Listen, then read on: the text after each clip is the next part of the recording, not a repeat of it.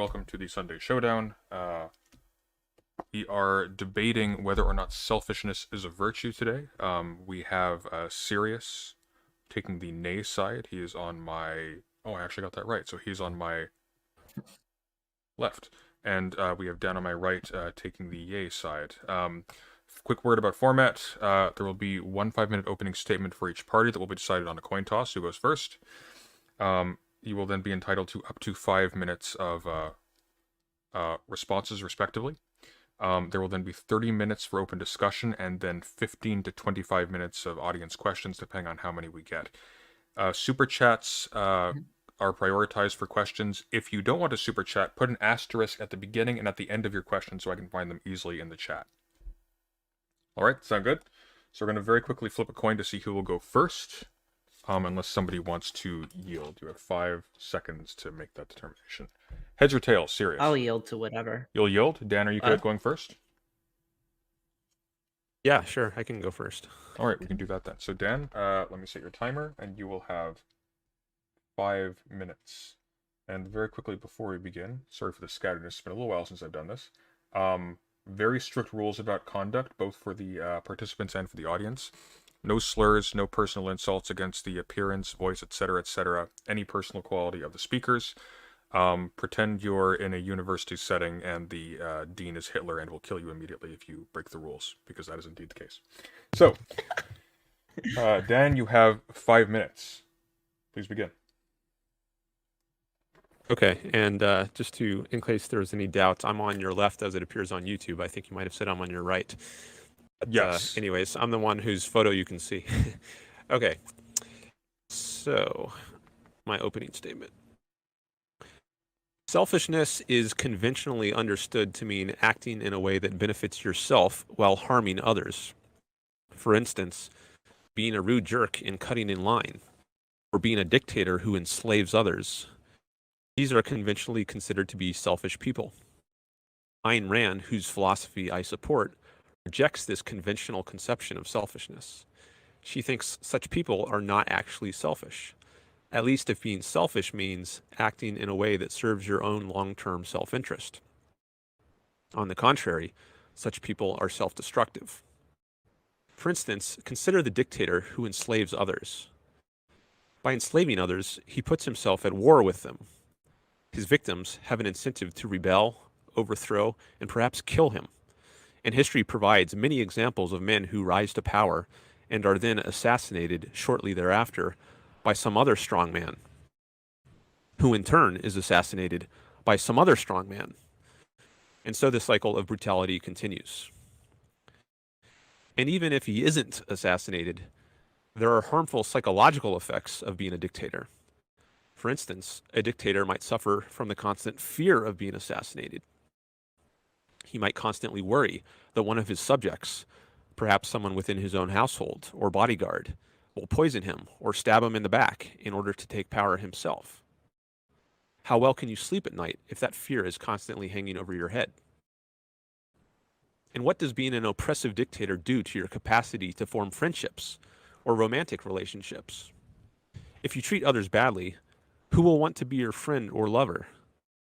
And can you trust anyone who does try to be your friend or lover? Or will you be constantly plagued by doubts that they are just sycophants, pretending to like you because they want to be in your good graces in order not to be enslaved or executed, or in order to get some special favor from you? And what does it do to your self-esteem? Can you really respect yourself if you live as a parasite on others, knowing that you have done nothing to deserve your possessions? Or will your possessions leave you feeling empty and guilty because you know that they rightfully belong to others? If one considers all the effects of being a dictator, including the psychological effects, I think the proper conclusion to draw is clear. It is not in one's interest to be a dictator. Similar considerations apply to being a robber, a rapist, a con man, or simply a rude jerk. A man who is truly self-interested, in Rand's view, is one who exercises his rational mind to the best of his ability to produce the values that his survival requires. By using his mind to support himself, whether as a janitor, a computer programmer, or a scientist, he earns self-esteem, which is crucial to happiness. Rationality is the basic virtue in Rand's moral code, but she also identifies 6 other virtues. These are independence, integrity, honesty, justice, productiveness, and pride. Rand considered these virtues to be different ways of being rational. They are principles of action that, if adhered to, maximize one's chances of achieving happiness, which, for Rand, is properly the purpose of one's life. Happiness, as Rand understands it, is, quote, a state of non-contradictory joy, a joy without penalty or guilt, a joy that does not clash with any of your values and does not work for your own destruction. Not the joy of escaping from your mind, but of using your mind's fullest power. Not the joy of faking reality, but of achieving values that are real. Not the joy of a drunkard, but of a producer. Happiness is possible only to a rational man, a man who desires nothing but rational goals, seeks nothing but rational values, and finds his joy in nothing but rational actions, unquote. The basic vice, according to Rand, is irrationality. For example, indulging short-range desires at the cost of one's long-range well-being. It is not in one's self-interest to do whatever one feels like in the moment, heedless of consequences. Okay, Dan, you're at the 5-minute mark. Can you wrap up in 30 seconds? Yeah. Whim-worshipping emotionalism is self-destructive, not self-interested. Is selfishness a virtue?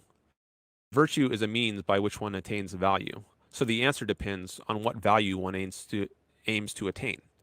If a life of happiness is a value, which it is for Rand, indeed it is the highest value, and selfishness is indeed a virtue, at least if it is understood in Rand's sense. That is, if it is understood to mean a life guided by reason, including all of the virtues that involves.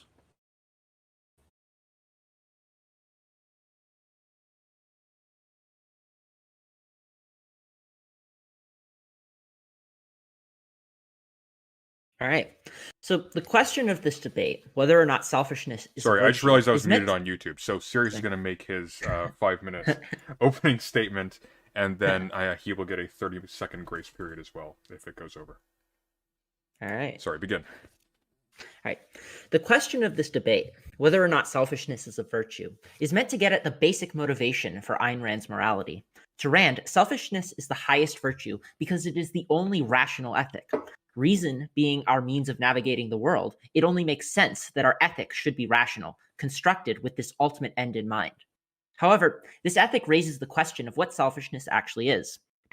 Definitions of selfishness fall along a scale. While all definitions agree that selfishness involves acting on your wants, where they differ is in what wants are considered selfish to act on. A broad definition of selfishness is permissive of many different kinds of wants. On this view, acting on even the most nebulous of wants, like your own happiness or self-fulfillment, can be seen as selfish, even when doing so leads to the benefit of others or no seeming benefit to you. On the other side of the spectrum, selfishness is defined more narrowly as acting only on specific wants. Under this view, some wants may be selfish, like the want to hoard all of your Halloween candy. Other wants, however, can be altruistic, like sharing your candy with your family.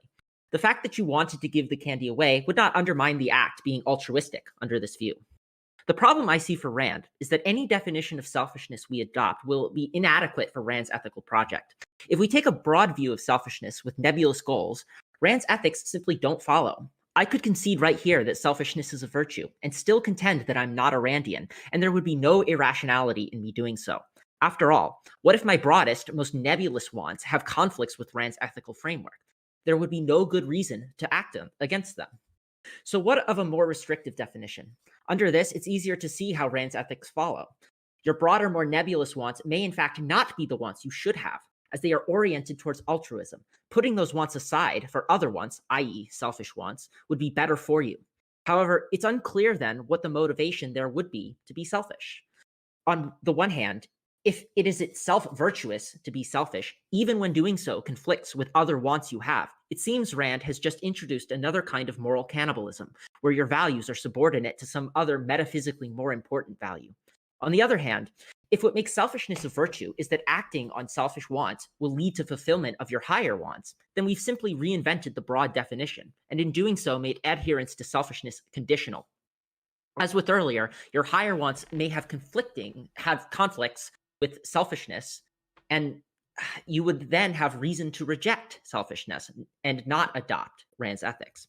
I expect that Dan will try to appeal to some set of higher values we all share in order to vindicate objectivism. In his debates with other YouTubers, this seems to be his strategy. Consider how he justifies why it would be wrong to kill others without justification. Even if one could guarantee that they would get away with it and wouldn't get caught, he contends that if they have normal psychology, a rational person would feel guilt. I know I certainly would feel guilt, but I see two problems with this. For one, I don't think psychology is as universal as Dan believes, or at the very least, the status of psychological universals is highly contested. Unless these supposed universals can be conclusively established, using them to form an ethical theory is premature.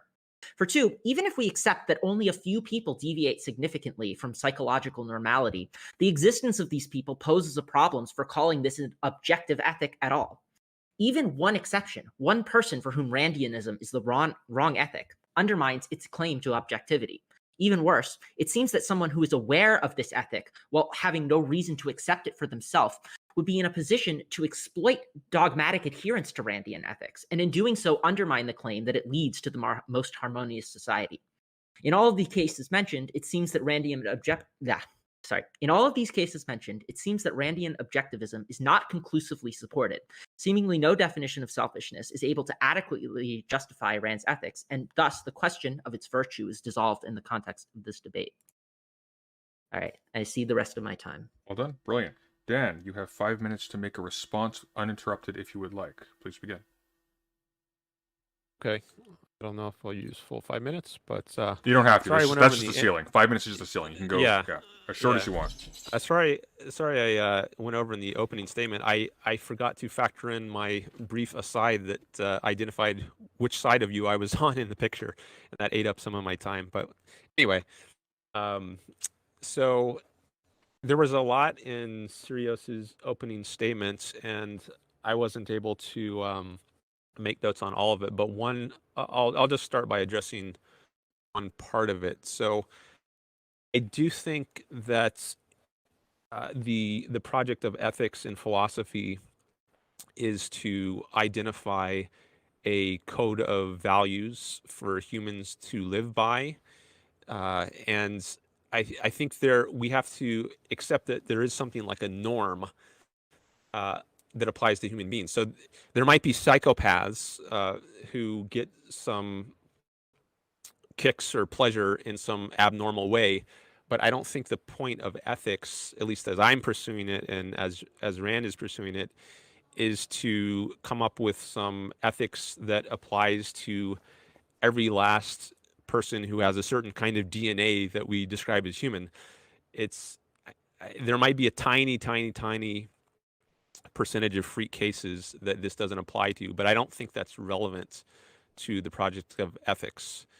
So I think for the vast majority of human beings, it's not in their interest to be serial killers or bank robbers or rapists or dictators.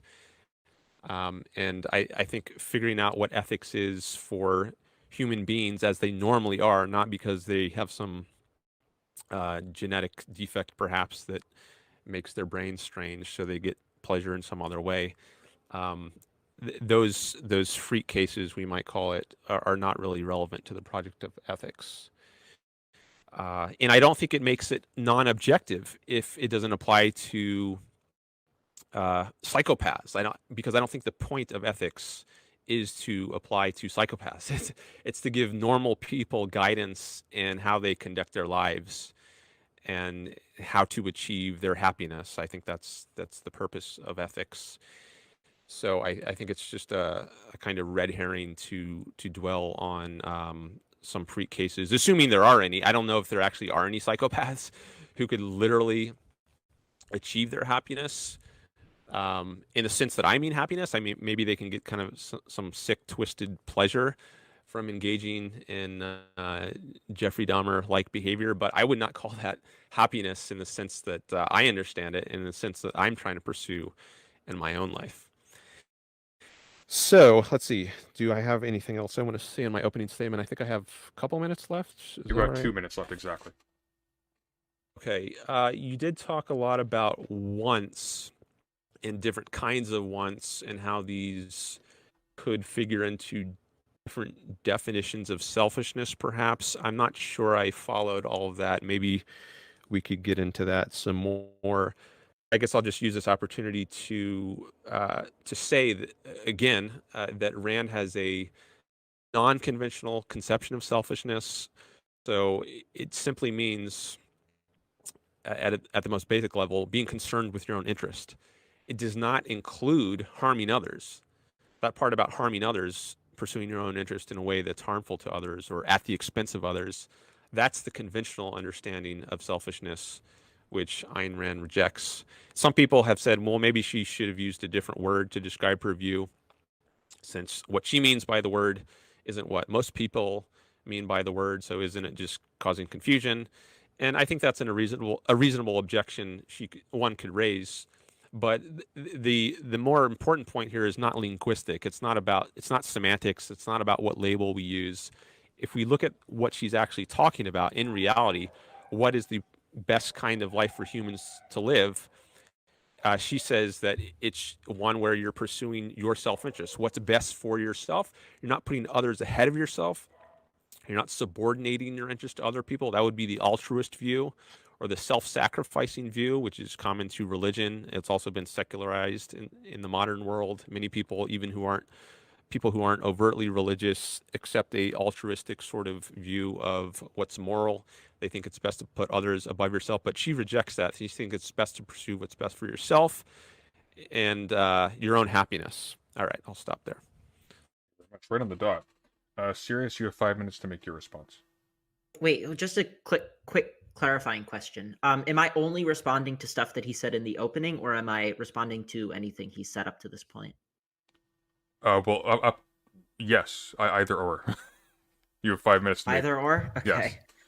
Okay, begin. All right. Okay, so I'm gonna quickly go through some of the stuff that was said in the opening.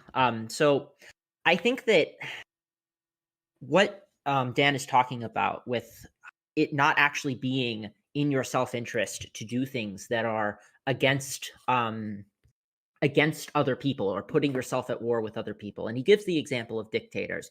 And I can maybe say that I wouldn't want to be a dictator, that I wouldn't think that it's worth it in the long run to do that. But I don't know that Dan can conclusively say that this is true for all people. I think that, as I got to in my opening, I think that it implies a kind of psychological universality that is not conclusively demonstrated. A lot of people actually thrive on risky behaviors and get a huge rush out of doing things that are risky. And what's more risky than putting your life on the line to be a dictator of a society? I think that, obviously it's an extreme case, but the basic point that I'm getting at is that all it takes is one person for whom this doesn't apply, and the entire force of Rand's ethics is out the window.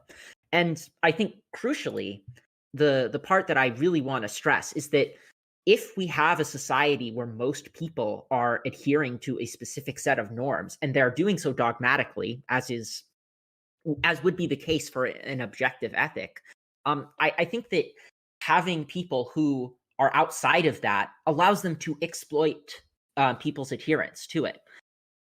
I think that when we have this kind of morality, then if somebody just doesn't hold to it, they can pretend to hold to it and then exploit people's willingness to go along. A lot of people will exploit people's honesty and use that against them. And if something doesn't benefit them in the way that Rand is describing, if they just don't derive those same kinds of benefits, then who are you to say that they shouldn't do that?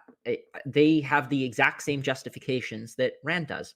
I think another big problem is that I don't know that you can privilege happiness over other kinds of wants. So obviously, a lot of people do want happiness, but there's a large contingent of people for whom happiness doesn't seem to be their highest want. And I don't know that you can say they're irrational for thinking that. You would need to appeal to some other kind of reason that it would be irrational to put somebody else's happiness or just anything over one's happiness. And in doing so, you would need an independent justification that I don't think is really offered in Rand.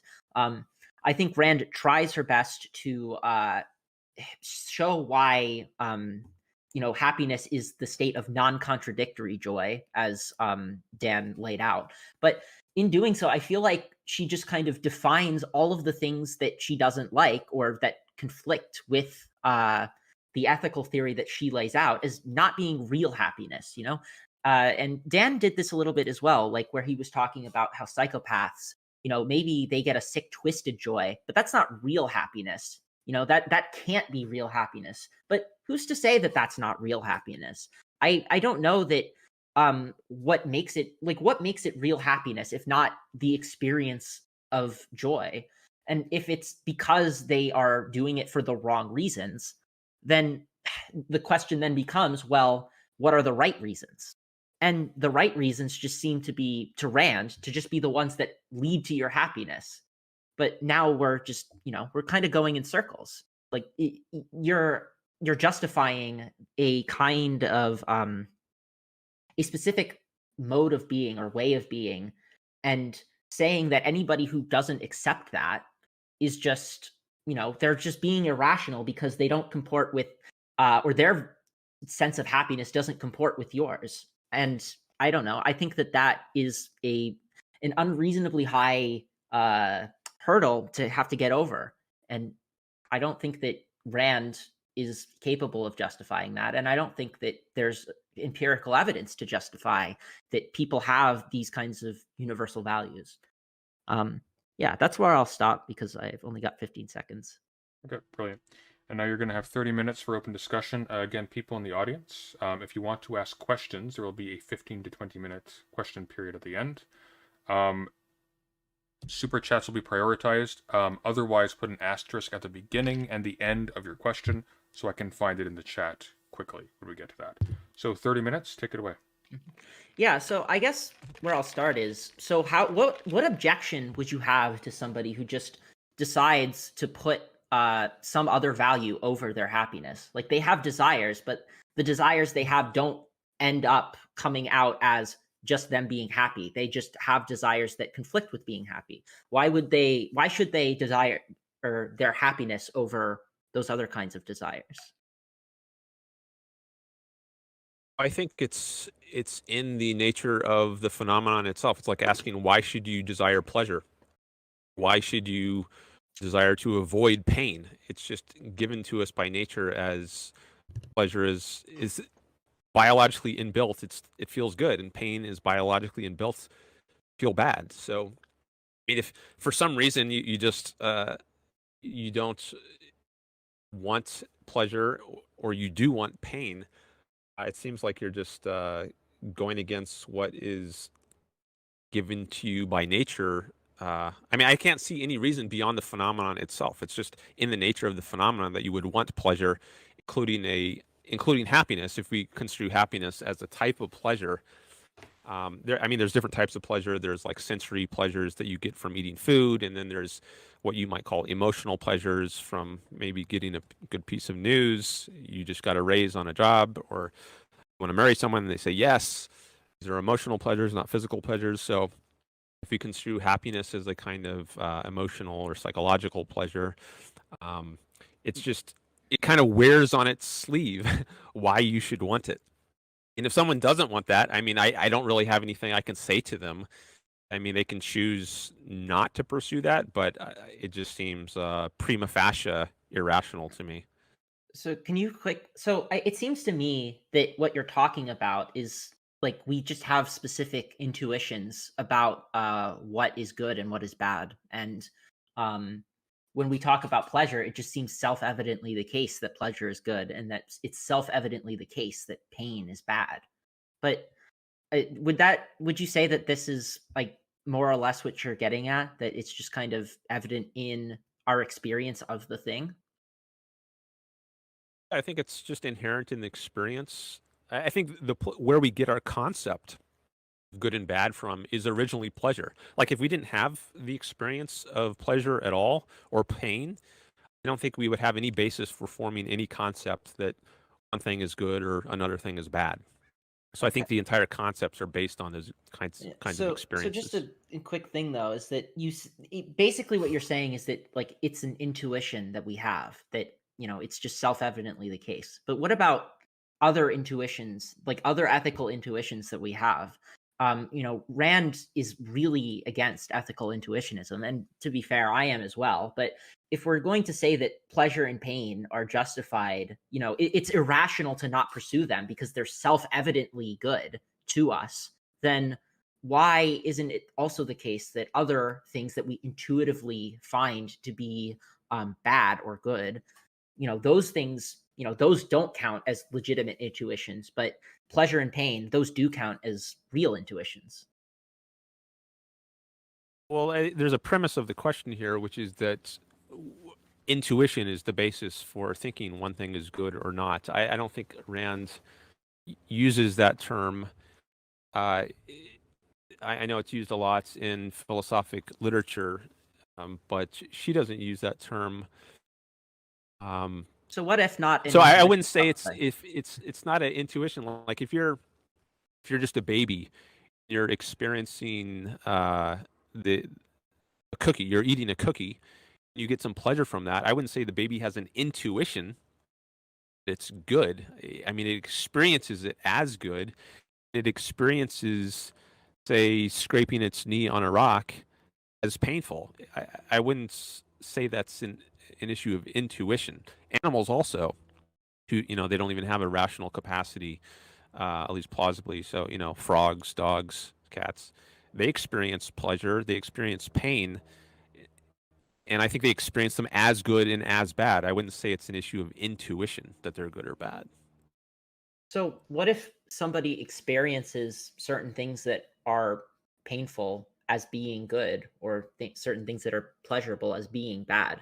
Because I can think of a lot of cases in which somebody would do that. Like if they are, deriving pleasure for the wrong reasons or reasons that are contrary to their values, that could be seen as a bad thing to them on reflection, even if it's not experienced as pleasurable. So clearly you think that there's like some evolution past this initial pleasure pain dichotomy, correct? I mean, you can recognize something like pain of a dentist as being good if you see it as part of a larger picture. So the pain itself is, you experience that as bad, but if you see how it fits into a larger context, like I choose to go to the dentist and have my teeth drilled in order to stop this tooth decay because I realize that by doing that, I'm going to get rid of much more pain in the future if I don't get this taken care of. Therefore, it's going to serve my overall pleasure and happiness in the future by undergoing this short-run pain. Then I can see how you could rationally see this delimited case of pleasure, of pain, as being worth it, as being good for your overall life and well-being. So on net, it's best for your happiness and well-being to experience this short-run pain in the moment. But I don't think it makes sense to say on net it's good for me to experience pain and suffering. Why not? See what I mean? Well, there I think it's just I think it's self-evident. Like, why on net would you want to feel bad? I mean, I don't know that I have anything I can say to you. I think it's just the nature of the phenomenon. Well, I think a lot of people, just say people with severe depression, they don't think that they deserve to be happy. So why, into them, just saying, oh, I think that, you should be happy, that has no force for them.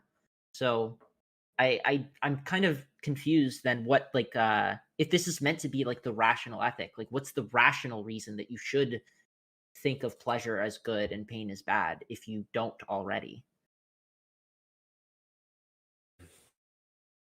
We can talk about the depressed person, but I mean, at a certain level, there's just nothing I can say. I think it's just self-evident why one is preferable over the other. I think it's just biologically inbuilt. But if there is like a depressed person who doesn't, he's worthy of happiness, well, I would want to know, well, why? Why does he not think he's worthy of happiness? Is it maybe there are good reasons? Maybe he's made some very bad choices in life.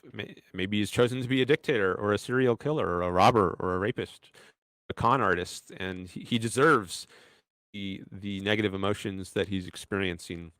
Maybe it's because of something that's not within his control. Maybe he just has some hormone or chemical imbalance in his brain, and maybe medication help that person out. But Crucially, that's though, different than saying he doesn't want it. I mean, if there were a way to get happiness, I think it's clear why he would want to pursue that. so why? I Okay, so you're saying that he would actually want it, but he clearly doesn't, because there are things that you could do to help with depression that a lot of depressed people don't do. So, under your definition of want, if like happiness is all people ever value, then why, what is it that's like stopping people in this case? Like you say they have the wrong, say they don't think they deserve happiness, but they have the wrong reasons for thinking so. How would you say that they're irrational? I think there's just in a broader sense, if you have to choose between the two, I don't know that you can just say that it's self-evident that happiness is better. I think happiness is better. I know that what I would want. But if somebody disagrees on that, I don't think that you can mount a compelling argument. And that's, I think, what is required for an ethic to be objective.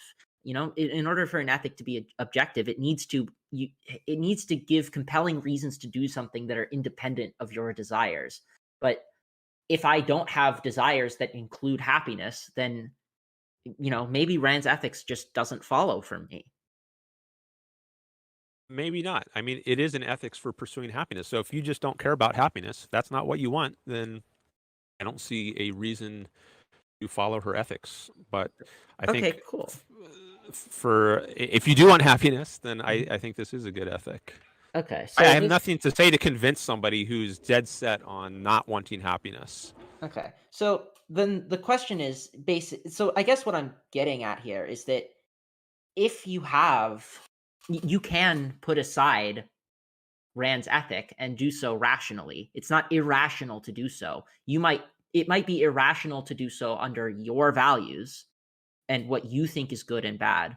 But if somebody has a different conception of good and bad, then it wouldn't be irrational under their values, correct?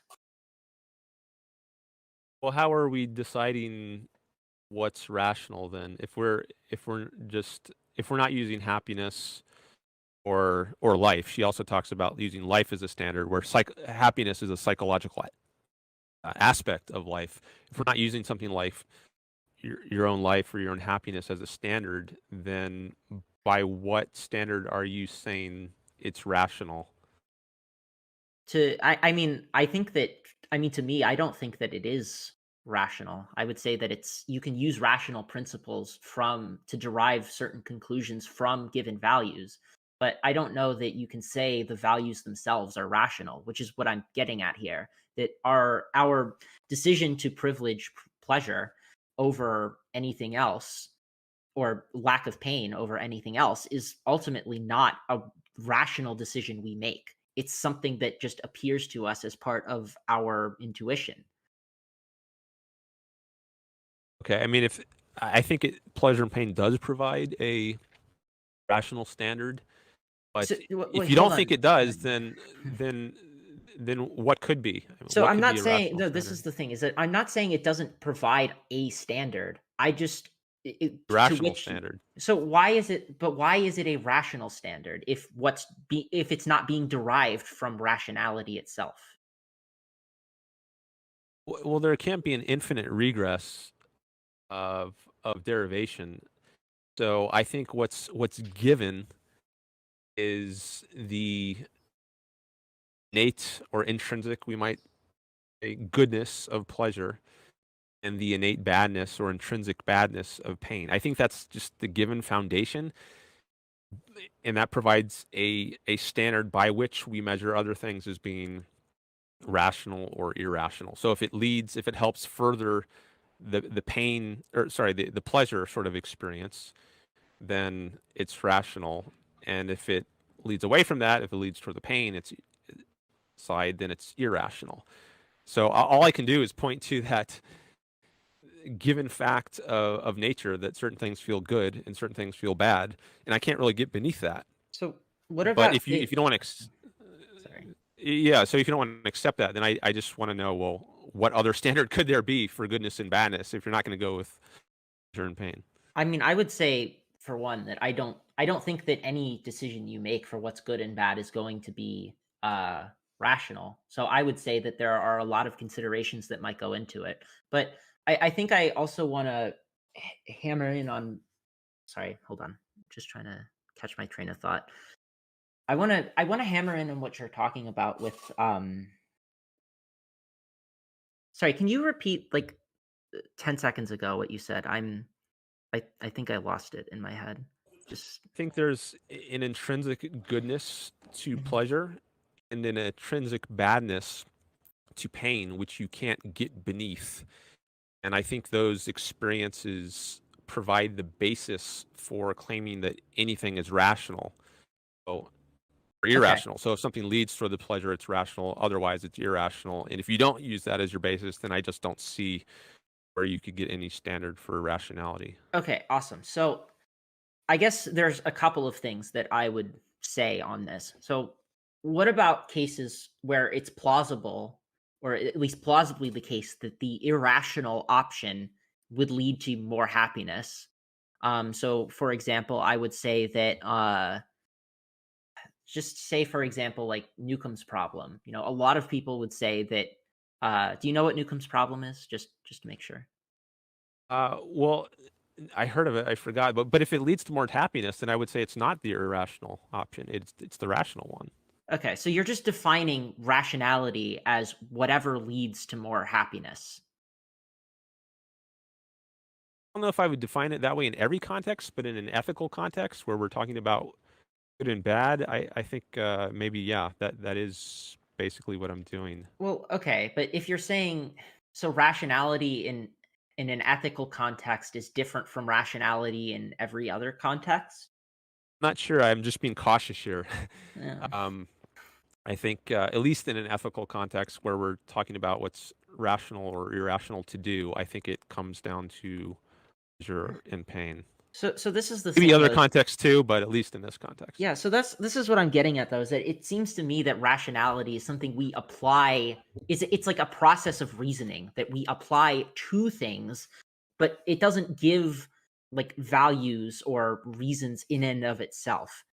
Beyond like what you have to accept for rationality to hold. So I think that you can plausibly make the case that if you value pleasure and pain, then you could reasonably or rather you could reason to certain conclusions based on that. But if you value other things, then rationality works just as well to reason on those grounds as well. I think, though, that I think we're kind of going a little bit in a circle on this point. So if you'd like, we can I guess move up like a step on this, because I still have like objections, I would say. There Sorry. is Okay. yeah, Yeah, we've got like 10 minutes left of open discussion. We can extend that by an additional 15 minutes if you would both like to continue a little bit farther. I'd love to. Dan, are you okay sure, with that? I'm up for that. All right, so we'll boost that by 15 minutes. So it'll be half an hour until audience questions. Please Yeah. continue. So I guess the one And thing very I wanna quickly, go, very yeah. quickly, just before we go on, if you have a question in the audience and you'd like to ask either of our two participants, please specify in your question who the participant is. If you're super chatting, you jump the queue. If you're asking in the chat, put an asterisk at the beginning and at the end. Thank you. Continue, guys. Yeah. So I guess if we want to go up a level, say that all of us plausibly. Okay, before we go up a level, can I just say one thing about Go your for it. last point? So I think the concept of value, like the concept of good, is also dependent on the experience of pleasure. So if we didn't have the concept of pleasure or the concept of pain, I don't think we would have any basis for forming a concept of value or disvalue. I think those concepts of the concepts of good and bad are genetically dependent, we might say, in the concepts of value and disvalue are genetically dependent on the experience of pleasure and pain. So I don't think it makes any sense to talk about values apart from pleasure or pain. I think it's what Rand sometimes calls a stolen concept, using a concept without regard for the genetic roots of it or the experiences from which that concept came. So I just wanted to make that point. All right. I will just move on from that because I do want to move up a level, specifically because I want to get to the point where, say I accept, and I do accept that I want to be happy. So from that, how does it follow that we should do Randian objectivism specifically? It seems to me that I actually think it's a pretty implausible assertion to say that Randian objectivism is what would make the most people happy. Just as an applied ethical framework, it doesn't seem to me at all that objectivism would lead to a greater amount of happiness in the world. So, how do you motivate Randian objectivism being the best case for every person? Well, there's a lot that could be said there. I mean, in a way that Ayn Rand's books are the answer to that. So she's written great amounts about why following her system would lead to happiness. But we can try to get into that at least a little bit. Well, so I just have a question. Because whether or not it leads to happiness is ultimately an empirical question, right? Like, we can agree on that.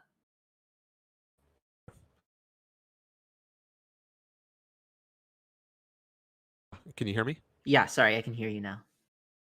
Yeah, I said yes. It is yes. an empirical question. Yeah, so say empirical evidence came out tomorrow. I'm not saying that this would be the case, but say empirical evidence came out tomorrow that I don't know, fascism was actually what made the most people happy. Would you accept fascism? Would you start espousing fascist beliefs in doing if you saw conclusive empirical evidence of that being the case?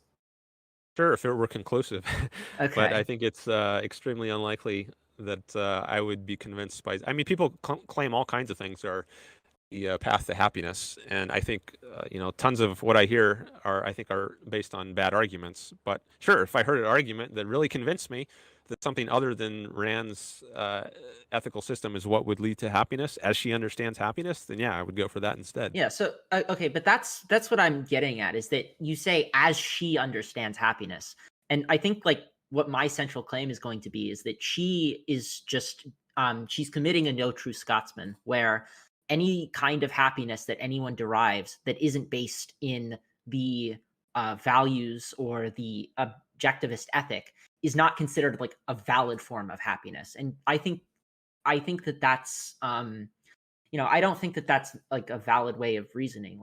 I think you need better reasons to say that, for example, psychopaths are not truly happy when they are I don't know, torturing innocent people, or that I'm not truly happy when I have if I go on welfare. Why is it that we see all these increases in happiness when we give people welfare, or that we see increases in happiness in so many different ways? There have been, for example, studies on universal basic income where at least in a controlled setting, people who are given a universal basic income are happier, and in doing so, they work the same amount, but they're also just happier. And so obviously that's not conclusive by any means, but it does offer some kind of evidence. So in order for Rand to say that we should adopt objectivism, she needs to say that that's not real happiness. But what reason is there to think that it's not real happiness? I think part of the reason is introspective evidence that we have. So, as I said before, people can claim all kinds of things lead to happiness. Now you're bringing up welfare or universal basic income, but I don't think it's clear that those things lead to happiness. And I think there are reasons for thinking they actually don't lead to happiness. If you consider the fact, for instance, that your income is based on parasitism, basically, you're just living as a leech on other people. You haven't produced anything yourself. Is that really conducive to developing self-respect, self-esteem, Oh, which I think are crucial to happiness? I don't think they are. I don't think it is conducive to that. So I think so we have introspective reasons, like we can observe in ourselves the sorts of things that lead to happiness, self-respect, and then say, well, if something is violating that, then I have reason to be suspicious as to whether it's actually leading to happiness in somebody else. okay. So I would you say then it's accurate to say that uh, even though it might appear to us as happiness, when we reflect on it, it's not in accordance with good values. And in doing so, and in it being not in accordance with good values, that makes it not real happiness. It doesn't even appear to be happiness, not to me at least. I mean, you can't just look at if somebody's smiling. I mean, that's such a superficial thing. I mean, what are you going by to judge whether it appears to be I happiness mean, in it somebody? appears as happiness to them, is what I'm saying. Sorry, Well, just to be clear, like if you're saying that like somebody, they get their universal basic income check and they feel happy, but then what you're saying is that if they were to reflect on it, they would see that there are these values that it's contradicting, and the contradiction of those values makes it not real happiness. I would even question that they feel happy because that's baked in your assumptions there I that they feel happy. I don't know that they do feel happy. Um, I think that I don't think just being given a handout is. I think happiness is something you have to earn. I don't think it's something that can so be given to you. so that's an empirical. Okay, so how about I say joy then, right? Because Ayn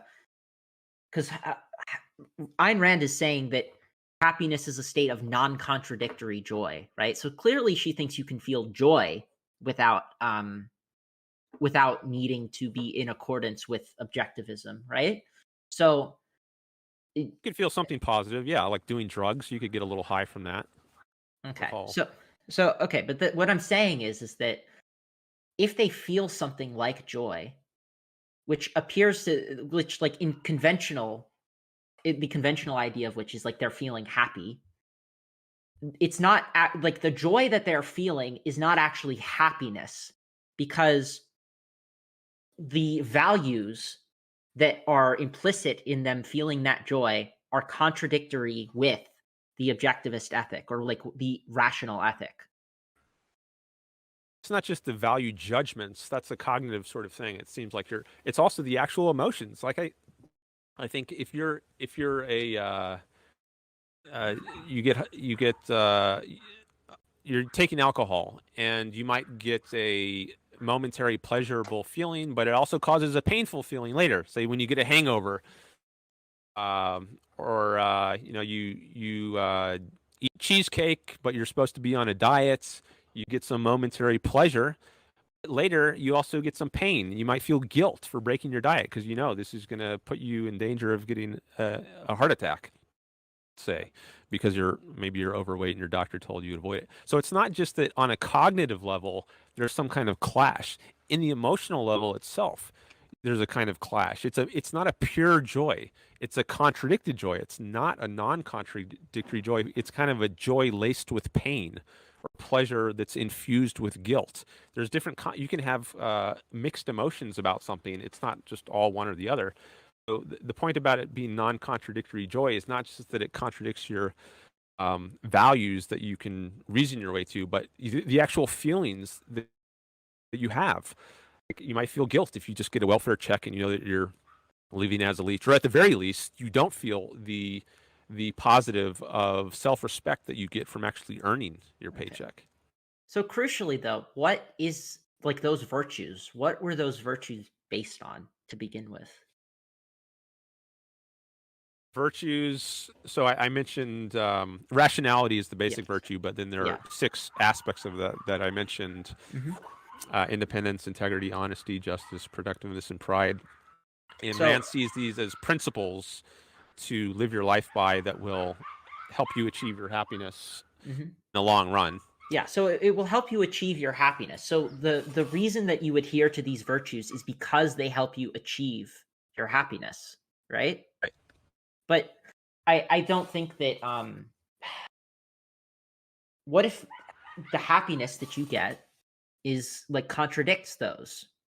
And you seem to be saying that in principle it's impossible that your happiness could be in contradiction with those principles, and that it's not really happiness if somebody has a good experience from it. It's not actually happiness because it works against them in the long run. But what if it doesn't? What if I say it doesn't work against me in the long run? How do you know that it will work against me in the long run? I think that it's pretty implausible to say that how they actually feel in that moment is not happiness. I don't think it's implausible, and I think it coheres with my experience that if I adhere to these virtues, it helps me achieve happiness. And if I break these virtues, if I give up my integrity, if I lie to people, if I'm not honest, if I don't earn my own income, if I'm just a parasite, if I'm a dependent on people, these things all inflict psychological harm on me. Now, if you tell me that this doesn't happen to you, then I would say, well, I just I can't convince you. I'm not really. I would be very suspicious that it's true that normal people, wouldn't suffer if they violated these virtues. But if it were actually true that there were some way for them to get the kind of happiness that I experience by rejecting these virtues, then I think that's what they should do. I just doubt that that's actually going to achieve it. So I would say that it's. I would say that it's. Not only is it plausible, but I think it's the case for most people that they derive happiness or joy from not adhering to these virtues, at least sometimes. And I can make the case again with universal basic income, where there have been some controlled studies, and you could dispute them if you wanted to. But if you wanted to look into it, but it seems to be the case, at least on a surface level, that the people who are getting the universal basic income, which is parasitism, according to Rand, they were benefiting a lot from it, and relative to the control group who wasn't. And it seems to me then that actually, by violating the objectivist ethic, they've truly achieved their happiness. And now maybe you as a person wouldn't feel that kind of joy. Maybe you wouldn't experience that happiness. But it seems, I think that in this case, you would actually be the outlier here. I think that in most cases, people don't really have that much of a qualm with it. And, their happiness derives not from these abstract virtue principles, but more, are they able to actualize the ends that they see fit, or that they have in mind for themselves? I think there are a lot of I think there's very bad methodology in the social sciences in general. So I am very suspicious and skeptical of lots of what is done in the social sciences, studies about happiness or psychological studies. You've heard about these grievance studies, the hoax studies that have been, pushed through peer review process, and they come out and then they reveal it's all a hoax. So I think I would actually push back on that a lot, because I don't think that the studies that you're talking about, how many have you read them? The so-called grievance studies? No, I've heard about this sort of thing, but I have read some, I took a Psych 101 course, and I've taken philosophy courses where they think, some people say there's scientific evidence against free will. Many psychologists don't even believe in free will. I don't. I think there's empirical. Yeah, I think I saw on your Twitter that you're a determinist. To be clear, my Twitter bio is just a joke. To be clear, he had no choice. Continue. Yeah. Yeah. So I think there are many cases of bad methodology in the social sciences, such that I'm very suspicious, and I think it's very unreliable, the sorts of things they come out with. I think even what they mean by something like happiness is something I wouldn't agree with. It might just be lack of anxiety or something like that. I've heard these analyzed by Euron Brook. He's a podcaster I listen to a lot. He's done an analysis of these so-called happiness studies that show that people in Scandinavia are happier, and he goes through and I think he does a pretty good job of debunking a lot of those claims. So that's one reference I can throw out if anyone wants to more into this. Yeah, so I think that it seems to me then, though, that how would I ever dispute this on empirical grounds? Like what kind of study methodology would something have to have in order for me to show it to you and you say, oh, well, that's actually good evidence? Like, how do I measure the kind of happiness that you're talking about? Like the quote unquote real happiness? I think introspection plays a very important role here. So, I mean, ultimately, you have to do what introspectively you think makes you the happiness. And introspectively, for me, I think Ayn Rand's ethics makes a lot of sense. I mean, every day I have emotional experiences based on what I'm doing that's constantly reinforcing uh, the view that it is good to adhere to these principles. So you would have to come up with somehow point to experiences that I have that I can relate to that show when I broke these virtues, I didn't feel guilty. It didn't cause problems. Instead, it actually made me feel better. And I just don't have experiences to draw on that would allow you to show that. And I mean, if you do, then okay, I think you should go ahead and do your, breaches of integrity and honesty and all that. If that's really making you better off. So to be clear, I crucially what I'm getting at is not, how would you know for yourself whether or not you're happy? I'm asking in the context, like in a public context, in the context of the collecting empirical evidence, how would you demonstrate happiness ever? Like even in principle? Because it seems to me like, if you're not going to trust the methodology of like asking people if they're happy, then how else are you measuring it if not through the social science methodology that you have such a problem with? Introspection. That's a big part of it. No, I mean for other people. Like, how do you know that other people are happy? So, like, you can say that you are introspecting and that you are coming to these values and saying, and like not actually being happy when you're parasitic, according to Rand's view. But how would you demonstrate that that's true of that it's true of other people, if not through social science methodology? I think we have a common nature. We're all humans. This is reminding me of the question, like, how do you know other people are conscious? I know I'm conscious. I just have the experiences directly. So I can just rely on my introspection. But how do I know that anybody else is conscious? Well, they're like me. They're also humans. So I figure same cause, same effect. It's reasonable to think that they're conscious too. Likewise, in the case of happiness, we're all humans. And I think the sorts of causes that lead me to be happy are also going to lead other people to be happy. That doesn't mean we have to live identical lives in the sense that, like, well, I'm a philosopher there, and therefore everyone else has to be a philosopher in order to achieve happiness. No, you could be a doctor, you could be an engineer, you could be a janitor, you could be an Uber driver. There are many different ways, but I think there are certain underlying fundamental things you need to do, such as having some kind of productive career, as opposed to just being a leech, living as a parasite on others. I think there are some universal things which apply across the board. And that's just because we're all human. Okay, so but this is, I guess, the thing. So you're saying like you are introspecting and that you are coming to the conclusion that certain things make you happy. And then you're saying, well, I'm human. The other people around me are human. Those same reasons that I'm happy should also apply to them. But you're crucially not going all the way with it, because you acknowledge the fact that there's variation. You say that not everybody might want to be a philosopher. Some people might want to be doctors or lawyers or whatever else. But if you're going to make the inductive inference that people have like these same fundamental virtues, why aren't you going all the way with it? Where's the line at which point you stop inferring that the things that are true of you are not true of everyone else?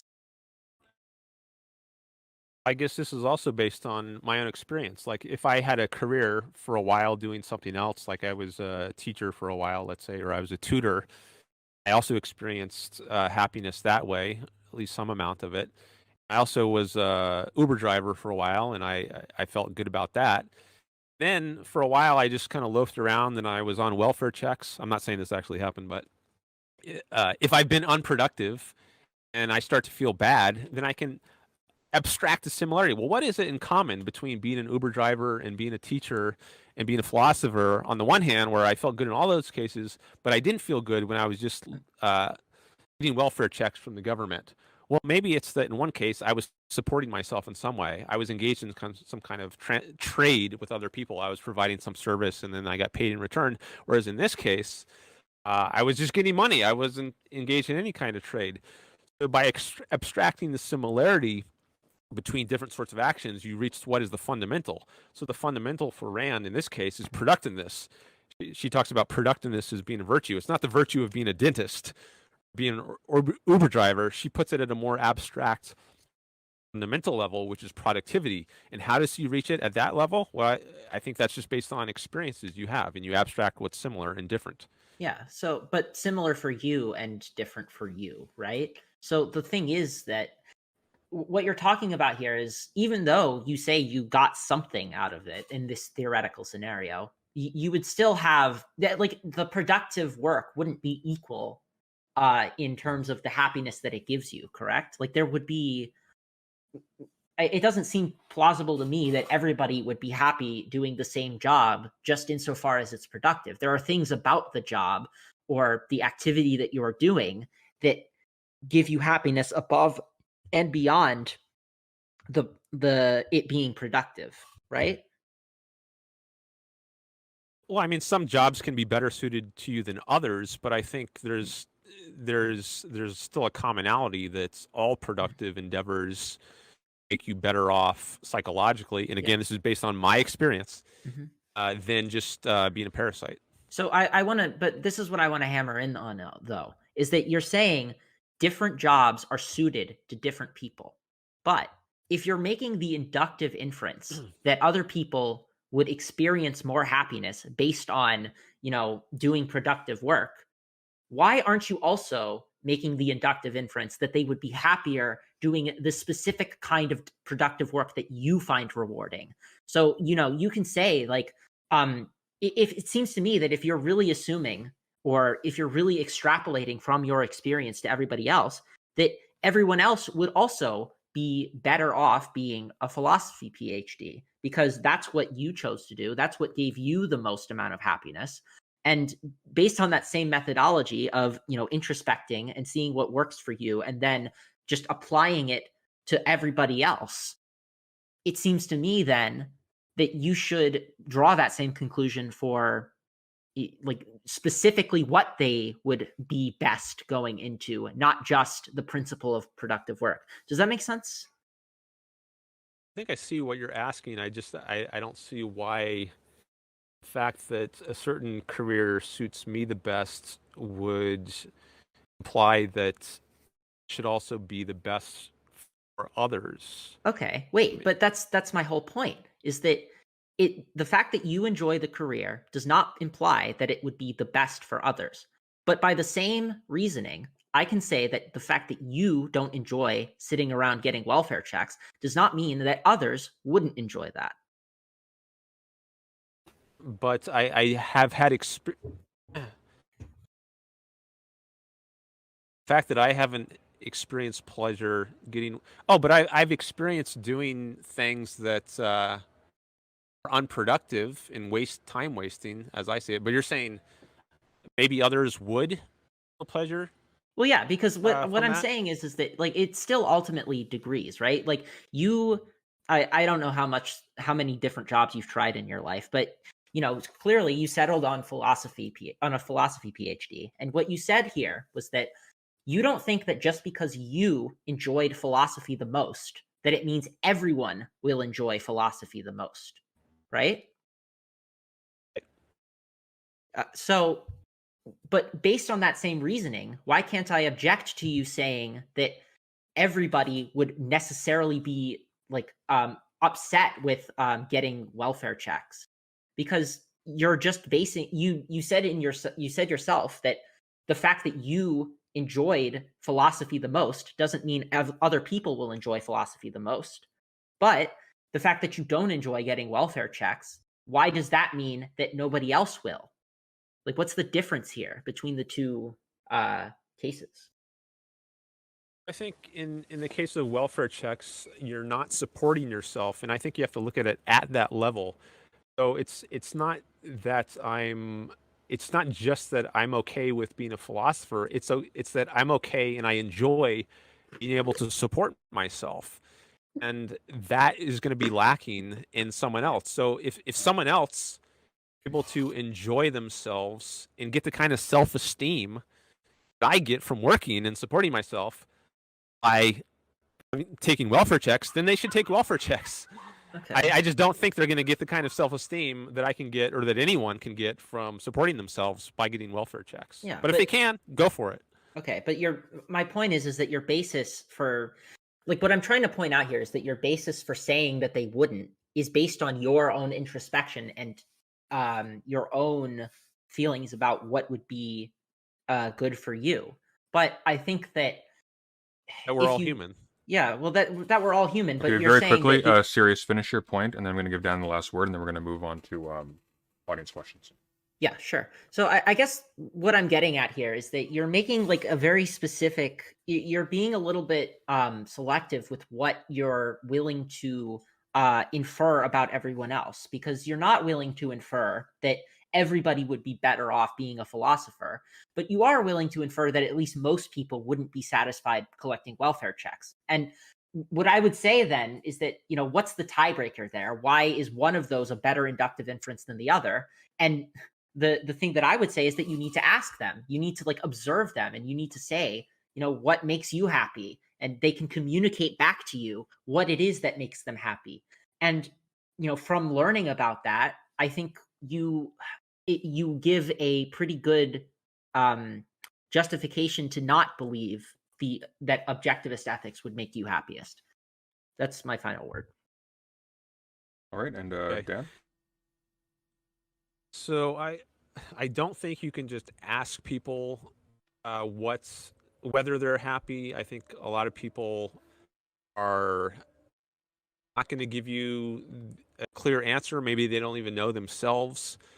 I think you need to put a lot of weight on what you introspectively experience, and also pay attention to the level of abstraction which causes you to have that experience. So to go back to this example of the career, it's not the particular kind of job that I have, but that I have a job at all that I think makes the difference here. And if someone else is not doing that, if they're just collecting welfare checks, then I think you have reason based on your own experience. But also, I think you can observe certain things about them, like, do they look happy? That's not conclusive, but I don't accept that if you just ask them or even just observe them that you're going to say, oh, well, they seem fine. It's different than what I experienced, but they seem perfectly okay. I wouldn't say that. Anyway, I'll just stop here. All right, so we're going to run through audience questions now. We'll go for about 20 minutes. Hopefully we'll get time for close to 5 or 8, I suppose. So first of all, Brooks, thank you for the $5 super chat. This is a note, and I think this is a challenge to Dan, so you can respond to this. Rand explicitly said happiness is not the goal of selfishness. Did you want to retort to this or clarify? Or the goal of selfishness? The goal of happiness. Sorry. Happiness is not the goal of selfishness. I'll reread the comment. Just a note, Rand explicitly said happiness is not the goal of selfishness. No, I don't think. I think what he's remembering or trying to get at is that she says happiness is not the standard of ethics; it's the purpose of ethics. She draws this distinction there. So she's trying to distinguish her view from hedonism, which says just do whatever you feel like. I guess maybe she thinks there's a danger of people falling into that kind of hedonistic view if you think happiness is the standard. rather than life. I think she takes the phenomenon of life to be a more objective kind of standard by which to guide your actions. So I think that's probably what the questioner is getting at. So if you look in her essay, The Objectivist Ethics, she talks about the distinction between happiness being the purpose of ethics and being the standard of ethics. And what she says is life should be the standard, but happiness is the purpose. Although she also says in some passages, life is the purpose. But I think that could be consistent with her view that happiness is the purpose, because happiness is just the psychological aspect of life that is worth pursuing.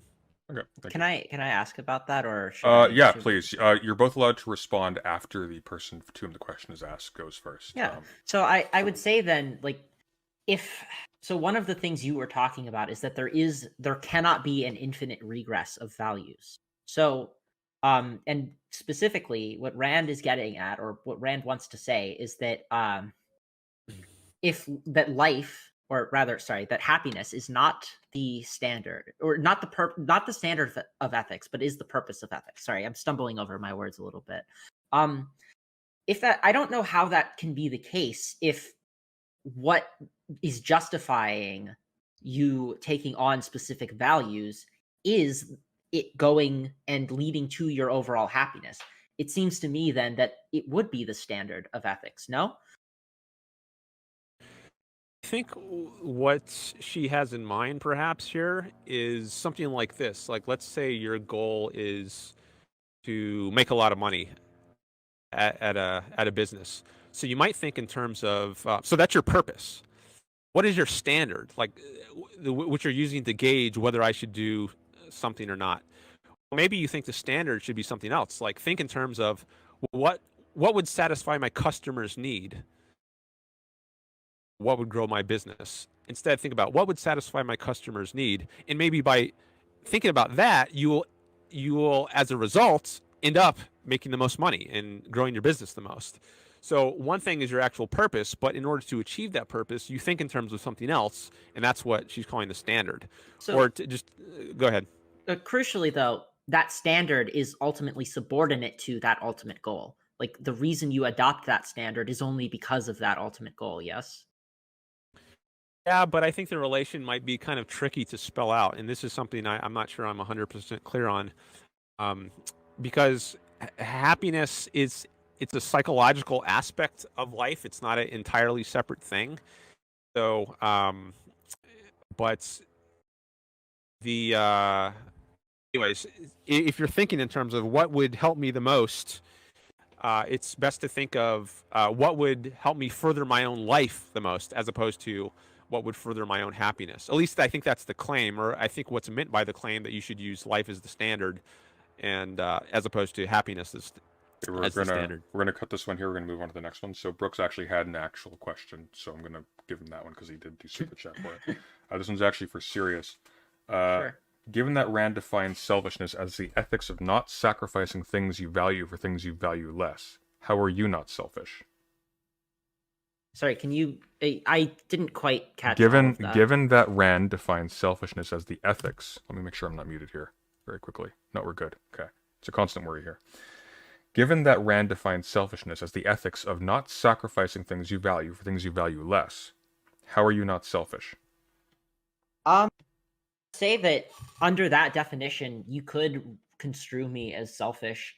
I don't think that definition of selfishness is all that useful, specifically because it doesn't really have a good, it doesn't differentiate kinds of actions. Like, all actions are selfish under that definition. But I'm happy to say that makes me selfish, but I don't think, like, I think part of my point is that if we accept that kind of very broad definition of selfishness, we cannot get to Rand's ethics at all. Like, it seems indeterminate what ethics you should adopt. Dan, did you want to comment? I'm not sure I entirely got the question, but maybe I'll just say something else, which maybe, I don't know if it'll be helpful or irrelevant, but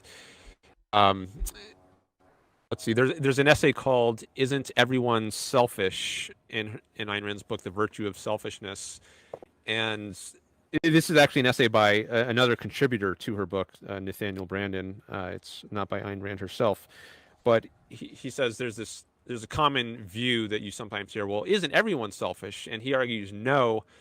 Selfishness requires certain specific courses of action, in particular, living by the sorts of virtues that I've mentioned, the rationality above all, and then the 6 scary virtues.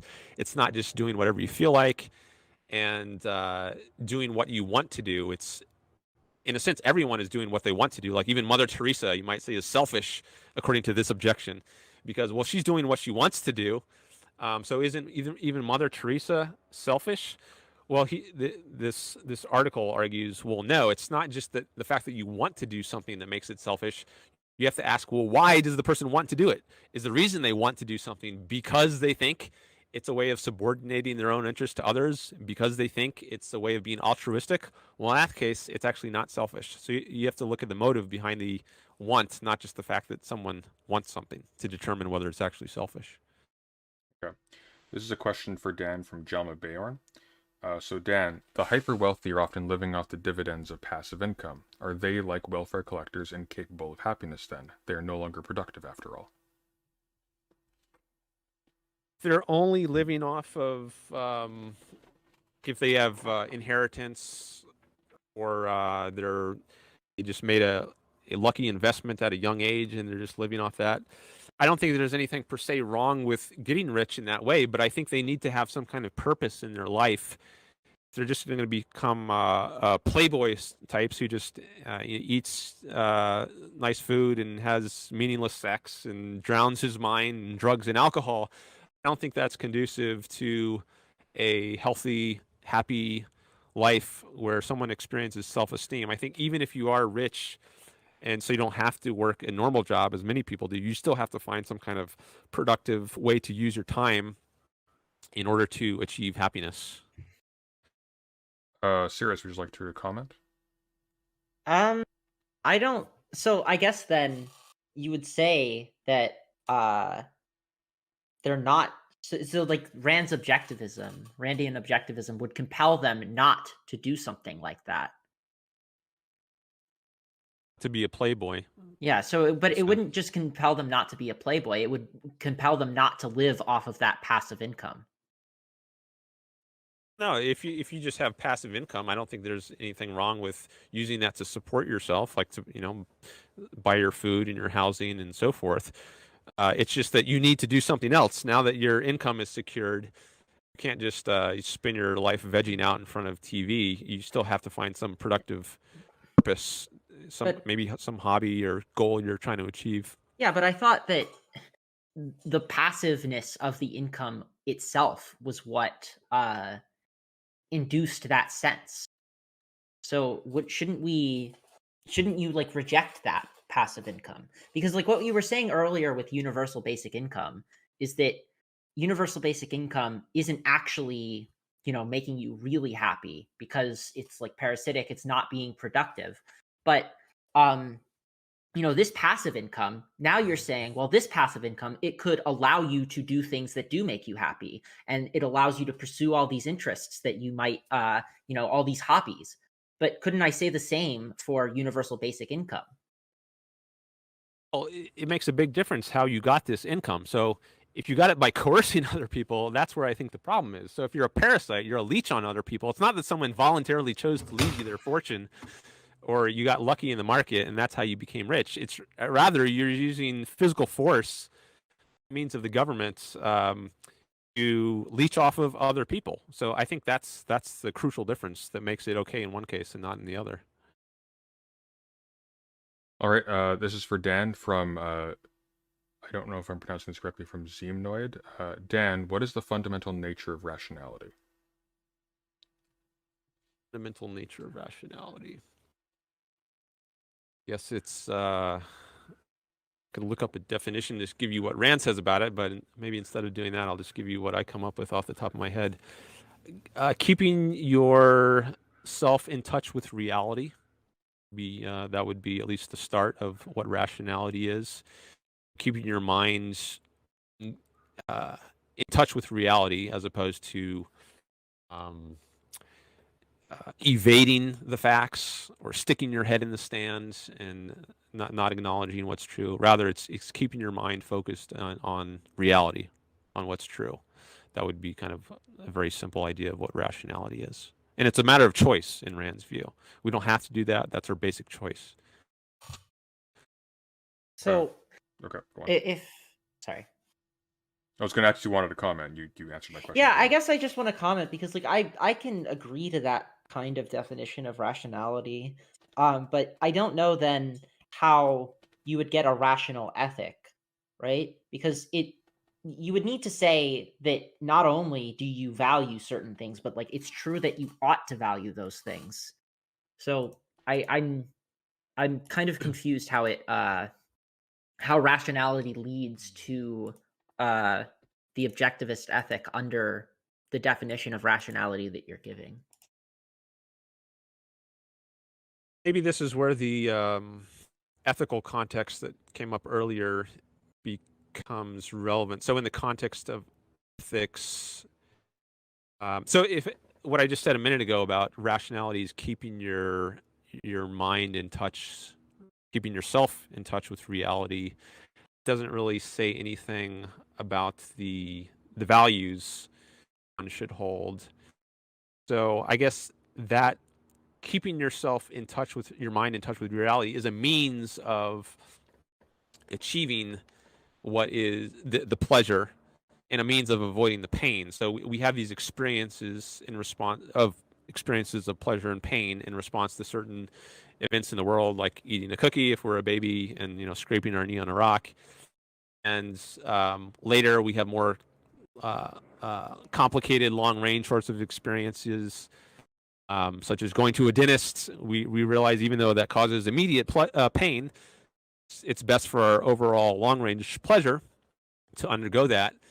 And I think in the course of our lives and having all these experiences, we come to learn that keeping our minds in touch with reality is the best way, the only way, of achieving the long-range pleasure and avoiding the long-range pain and immediate pain. I'm just asking because it seems like earlier you were trying to say that something leading to pleasure is what made it rational, as opposed to now I feel like the opposite, where rationality is just a tool that is good at achieving pleasure. Yeah, so the saying something is rational by the standard of what leads to pleasure and leads away from pain. And you're saying, am I saying something the reverse of that now? Well, saying that the rationality is keeping your mind in touch with reality. I think if that's seen as means of achieving the pleasure and avoiding the pain, it could be consistent with that view. So if you hold, so if the standard of rationality is what achieves the pleasure and avoids the pain, in that next step, we observe that keeping your mind in touch with reality is what enables you to achieve the most pleasure and avoid the most pain.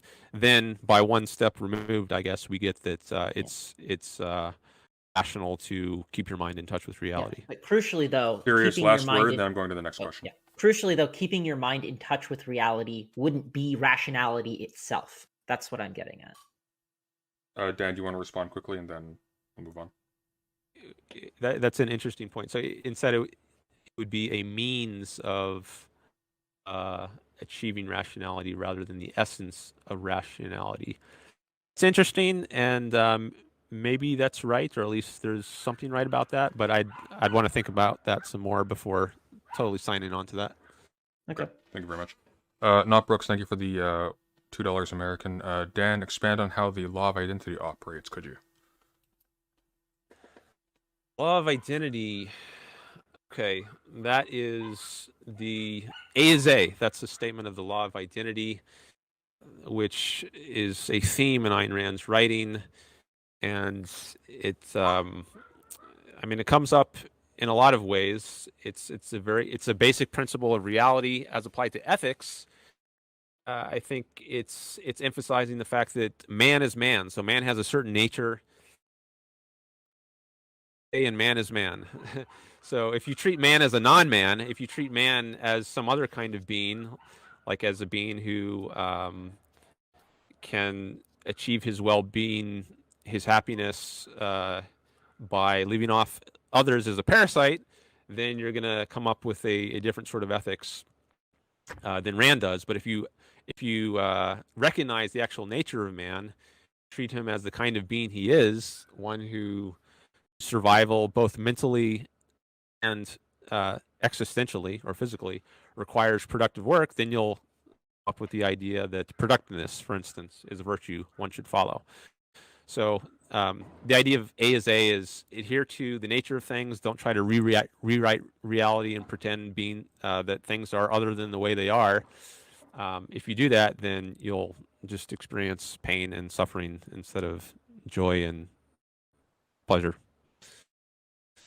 Yeah, I guess I don't want to get too deep into this, but I think what I would say to this is that, like, when we say everything is identical to itself, which is the law of identity, I think that you need to specify like what a thing is. Like, this is a mereological question, and not necessarily like that the law of identity is kind of agnostic too. Like, but when Dan is talking about, or sorry, I don't need to address you in the third person. When you're talking about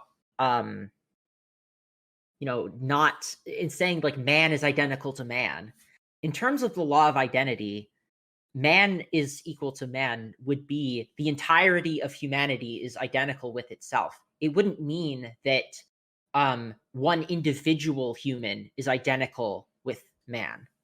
And so I don't think that I don't know how you can follow from that to this idea of like a human universal that you're trying to explicate here. Does that make sense? Not sure I got it. Okay. You're saying there's like the fact that a individual man is an individual man doesn't mean that's what is true of an individual man applies to the rest of humanity. Yeah, and also the reverse, which is like what is true of humanity as a concept may not be true of man, or like and one individual person, because this is just the composition fallacy, right? Like the fact that as an entity man has a specific set of features, it does not mean that each individual part that makes up man, i.e. individuals, also has those features. Right. So that, I mean, not everything. There are going to be commonalities or similarities, but also differences between the different units of the concept man. So this is harking back to our earlier discussion of career. So what's true of all men, at least 99.9999% or whatever huge percentage of men, maybe there are freak cases, is that they need a productive career to survive. But what's not common to all men is that they have to be philosophers or dentists or bookkeepers. So there is something in common. How do you identify? We wouldn't call them all humans. Oh, how do you identify what the... Well, so first of all, it actually wouldn't necessarily mean that all things have in common. All things are in common, right? So you could have it be that there are 3 different things that each independently are sufficient to be considered a human, but you don't need to have all 3, right? So then under that definition, some like say just like predicate X, predicate Y, and predicate Z, then if I say anything that has predicate X or predicate Y or predicate Z is a human, then it wouldn't be the case that all of them have something in common, like one specific predicate. It would be that or statement that's the only thing they have in common, right? So that's All right, we're going to cut it off here. Yeah. And move on to the next question. Mm-hmm. For S3rios by Werewin. Would you not start espousing fascism if conclusive evidence emerged that it led to the most happiness? Would I not? Careful with this one. Yeah. Careful with this one. I mean, like, I guess putting my cards on the table, I'm a utilitarian, but I think like the point of See, that's not what I meant by being careful. Okay, continue. Sorry. Yeah. Well, I don't want to be dishonest, right? So I would say that I'm in agreement with Dan that it's like very, very implausible that fascism could actually be something that leads to the most happiness. But I think the point of me asking that question in context was to show that, you know, Rand's like entire ethical theory of objectivism is kind of contingent on empirical facts. And if I dispute the empirical facts, then you lose the force that objectivism is supposed to have with respect to like espousing free market capitalism. If I just say, or if I prove that free market capitalism is not the best thing ever, it's not actually what leads to the most happiness, then that would undermine Rand's applied ethics, right? I think that's mostly what I was trying to get at with that question. Dan, would you like to comment before we move on? Yeah, so I think it is based on empirical facts. I think there's no getting around that. And I think we need to be careful in terms of accessing what actually is an empirical fact. So we can't just easily determine whether someone is happy, for instance, by looking at whether they're smiling. I mean, we can see pictures of Stalin smiling, right? Sometimes. Does that mean he was a happy person? Well, maybe if you learn a little more about him and maybe the circumstances of death, you know, he was afraid to call anyone in to help him out or something because he was worried he was going to, I don't know, something terrible would happen to him. And he died alone in his room. Maybe if you have a fuller context, you'll say, oh, actually, the person isn't happy. So I think we need to be very careful in doing happiness studies and even understanding what is meant by happiness and it is an empirical issue, but I think a lot of the methodology used to determine things like happiness is often very flawed. Okay, so we're going to continue with questions because there's a few more for Dan, and I don't want us to go like ridiculously over time. I'm going to limit you to one set of retorts each. So yeah, Dan... actually, hold on. I really need to use the bathroom, so I'll just let Dan talk if he wants to. I will cede my retorts for the first few. Okay, fair enough. Okay. So Apathia asks, exercise is painful but good for most people. Heroin is pleasurable but bad for most. Clearly, pain is not intrinsically bad nor pleasure intrinsically good. Why assert otherwise? Well, the idea is that you have to look at the overall, the net pleasure and the net pain. So the net experience of pleasure is going to be higher in the case where you do exercise. At least I guess that's the idea behind the question. And the net pain is going to be higher in the case where you're doing drugs, or at least I assume that's what's behind the question. And I think there is in every case there's going to be something intrinsically good about pleasure. I guess even the heroin pleasure.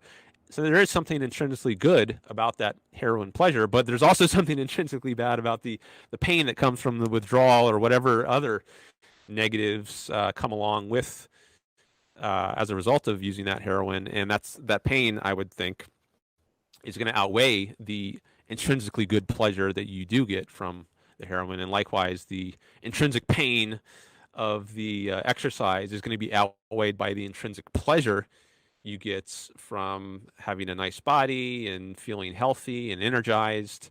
So I think you can still make the case that pleasure is intrinsically good and pain is intrinsically bad, but you also have to take into account the totality of pleasure and pain you experience across time to figure out, what's actually best for yourself. Okay, and this is from Pippa. Dan, do you think the idea of happiness/life as value is inconsistent with capitalism, which values profit?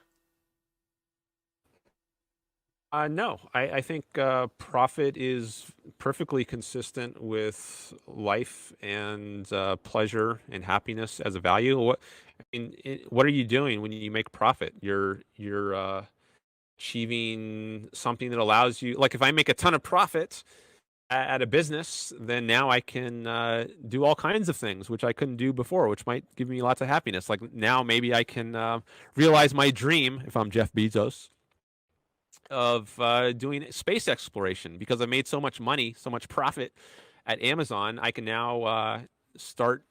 I've gone out to outer space now myself. If I'm Jeff Bezos, and maybe I'll be able to realize my dream of going to Mars with all these amazing profits I've been able to earn. So no, I think profit integrates perfectly with capitalism and happiness. Did you hear one of his employees miscarriage because she couldn't get maternity leave while he was in space?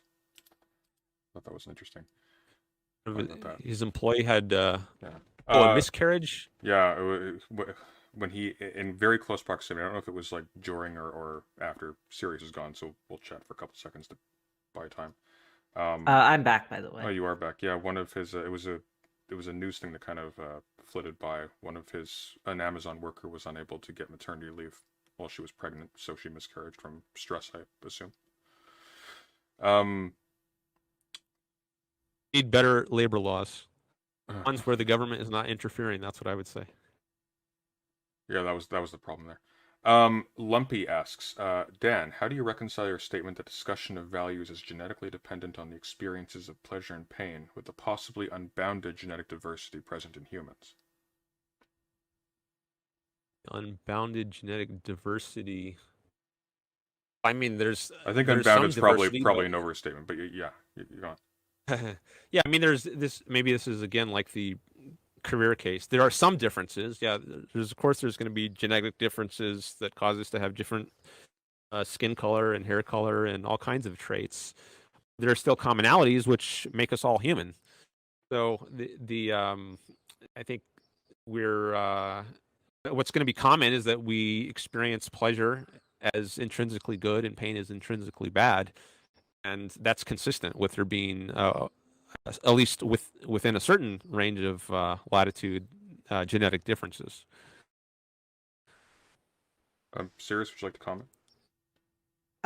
No. I think that I've mostly gone over that already. That I think that we need.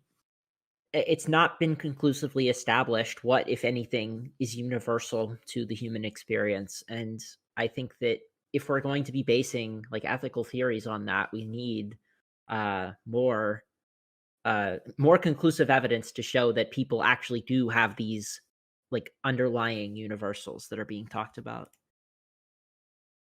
I'm gonna close off with a legal political question that sort of occurred to me from the we were talking briefly when you were gone there. So Dan, you made the interesting comment.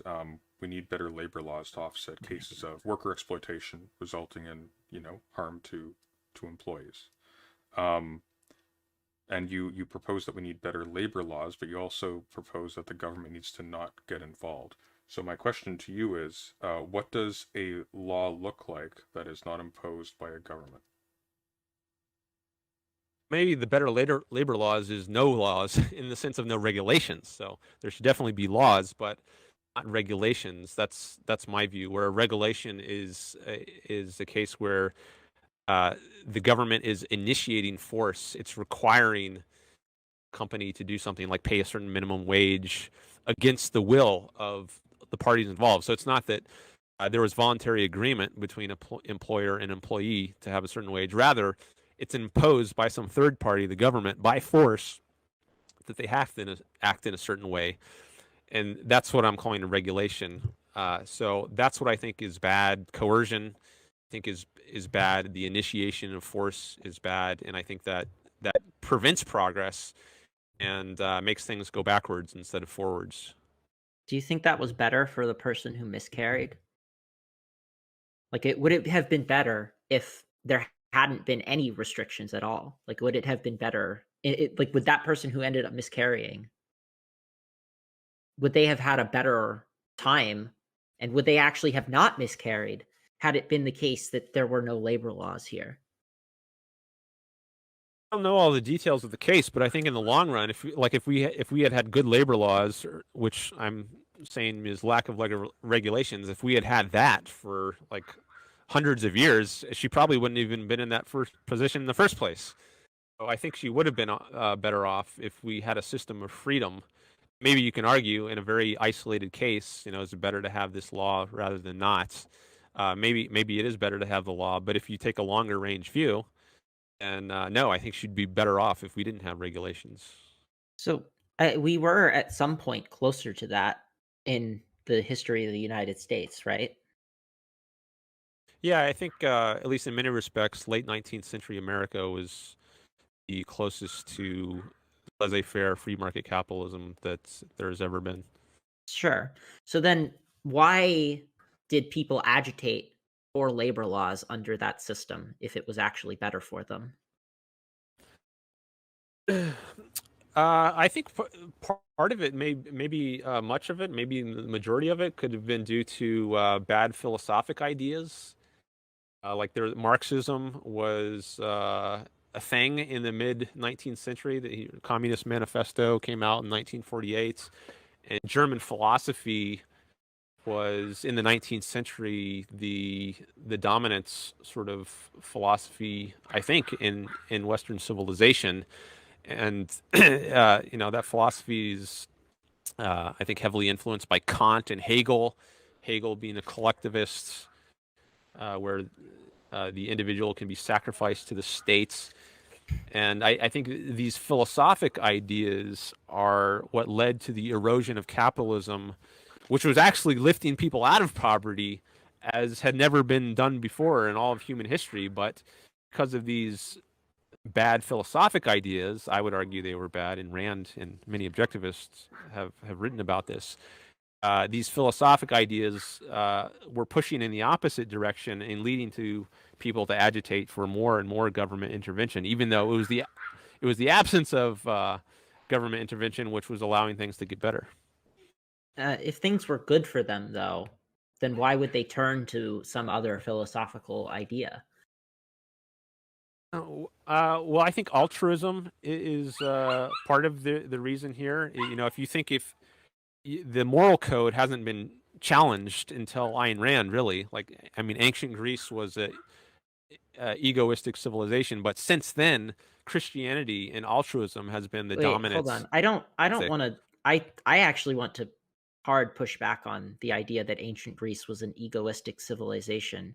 Like, I think that, like, the idea of an egoistic civilization, it seemed to me, if anything, that ancient Greece was very collectivist in terms of how it very much prioritized like social harmony, or like and stuff like that. How does social, like, if you talk about social harmony, that's not necessarily talking about an individual. That could be talking about everybody being in their proper place.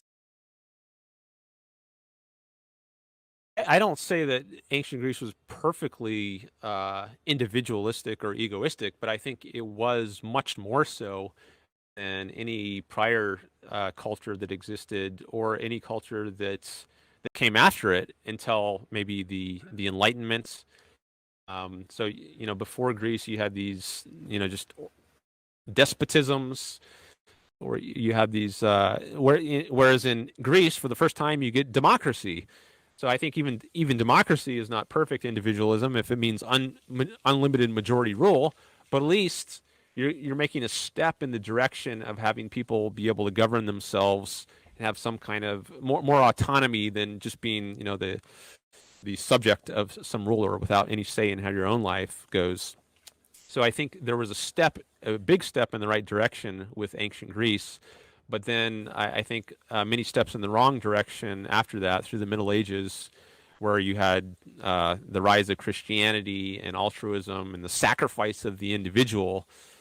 And that continued into the modern era. Immanuel Kant secularized the Christian ethic of duty and self-sacrifice, and I think that explains why many people Sorry, are not buying on to the individualistic ethic inherent in capitalism.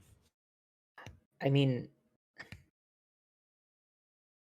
I feel like there's just so What about the there's poor? We have to help out the no, poor. That's it's kind of an altruistically motive. Even though the poor no. are getting better wherever Yeah, capitalism but I happens, it's just if like you really care about the poor, that's the thing you it's want is just really capitalism when they strange to go me against that that. like you're saying that like that Kant.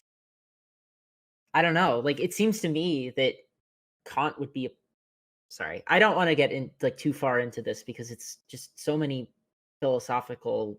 I think we have. I think you and I would have very radically different readings of basically all of the thinkers that you've brought up to this point. Like I think very quickly, we want to have a quick shout out to our friends in the third world who provided us with this high-tech equipment, and then move on to ending statements. So Dan, you went first. If you want to finish with your final statement, and then S3rios can go next. wait, wouldn't it be reversed or No, it's consistent because the idea is you get to go first if you go first, and you get the last word if you go second. okay? Fair enough. That way you keep the flow, so you're not going somebody Okay, fair speaking enough. twice in a row. Yeah. 3-minute closing statement? Up to 3 minutes. Yeah. Up to 3 minutes? Okay. Yeah. All right. So, see, you had mentioned something just a second ago about thanking the people in the third world for our technology. I'm not sure what that was getting at, but since you said that, I thought I would give a shout out to the great scientists like Isaac Newton in the West, who discovered the knowledge in the scientific revolution that enabled us to have the technology we're using right now, and also the founding fathers. I don't know what the hell just happened. Okay, OBS is now reconnected. All right, I don't know what happened. I guess our internet went down and is back up again. Dan, start from the beginning. Sorry about that. Okay. So I was just building off of your points about thanking third world people in the third world for the technology. I wasn't sure what you were getting at that, but I thought since you mentioned that, I would start by saying that I want to give a shout out and thanks to people like Isaac Newton and the great scientists in the Western tradition who discovered the scientific knowledge which is undergirding our modern scientifically advanced civilization. And I would also like to say thank you to the founding fathers of the United States for developing a system of freedom which allowed people to take that scientific knowledge and become entrepreneurs and inventors and have things like property rights, intellectual property included, allowed our flourishing American civilization, which, to tie it back to the issue of selfishness, I think is a very selfish kind of system to have. The pursuit of happiness, which is in our founding documents, is central to the United States, and the pursuit of happiness is also central to Ayn Rand's ethics. I think there's actually a clash between the ethics of Christianity and the ethics that America was founded on. It's because altruism still has a grip on people's moral view that we're hesitant to go full throttle and accept free market capitalism in the United States. I think people are reluctant to sign on entirely to the pursuit of their self-interest. They think they have a duty to help others, to help the poor or the homeless, and they're willing to use coercion in order to achieve greater outcomes. I think these are all actually antithetical. What's best for any individual in society? I think everyone is going to be the best in the long run if we have a society of freedom that leaves people able to pursue their own happiness, their own well-being without interference by others. And let's see, I have about 50 seconds left, it looks like. You do. So maybe I'll just close by going back to this theme that's come up a number of times about being a universal ethic that's true of all human beings. I think, again, we don't want to be distracted by red herrings such as psychopaths, which maybe they have some different nature such that they should pursue a different sort of ethic. I think if what we're looking for is an ethics for human beings, normal human beings, to live their lives best, I think Objectivism provides that. But you also have to weigh it against your own experience, and there's tons you can read about from Ayn Rand and on my own channel if you want to check out my website, which is linked in the description. Thank you. S3rios, 3 minutes. All right. I guess maybe just to respond to something that was being said in that closing, where Dan was talking about, you know, how much he admires the founding fathers and how much it you know, the pursuit of happiness and life and liberty and stuff like that. Those things are, you know, antithetical to Christianity.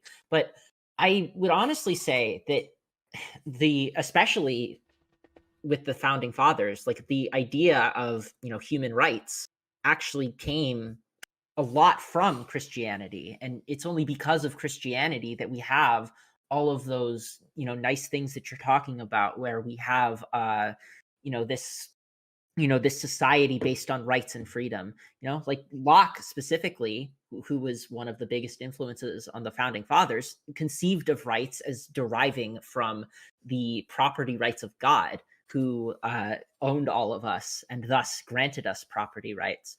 So I think that, you know, I'm not a Christian, obviously, but I think that, you know, maybe there's more Christianity left in Ayn Rand's ethics than Ayn Rand herself, or like Randians in general, seem to think. And I guess the one last thing I want to say on the human universal is that I think that Dan and I both agree that when it comes to value, like what values you should adopt, I think that, or at least, sorry, not that we both agree, but rather Dan thinks that you should adopt the values that are most beneficial to you and will give you the most happiness. And he thinks that the values that are conducive to that are going to be ones that are in line with the Randian objectivist tradition. And what I would say is that I think this is not supported by the evidence, and I would encourage anybody here to, you know, reflect on whether or not, you know, they would like to, for example, like have more, like have an easier time in their life, or be able to pursue their own interests, or, you know, whether or not they would like to have, say, more freedom at their work.